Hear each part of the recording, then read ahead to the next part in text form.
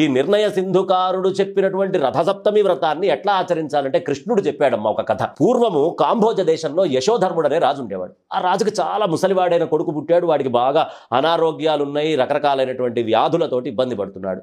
ఏం చెయ్యాలా అని బ్రాహ్మణోత్తముల్ని పిలిపించాడట. ఇది కృష్ణుడు చెప్పిన కథమ్మ.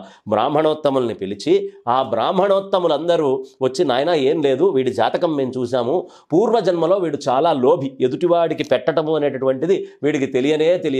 కాబట్టి ఈ తెలియనటువంటి పాపానికి కాను ఆ లోభిత్వం ఏదైతే ఉందో దానివల్ల వీడికి అనారోగ్యం వచ్చింది అని ఆ అనారోగ్యాన్ని సుస్పష్టంగా చెప్పారు.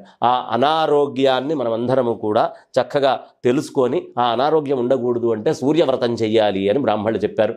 వెంటనే దాని పరిహారం తీసుకున్నాడు. ఇక చక్రవర్తి ప్రత్యేకంగా చేశాడు. ఏం చేయాలయ్యా, మాఘ శుక్ల సప్తమి రోజు తెల్ల నువ్వుల మొత్తము పిండి తీసుకొని ఒంటి నిండా రుద్దుకొని స్నానం చేసి నదిలో కాకపోతే ఇంకెక్కడికైనా సరే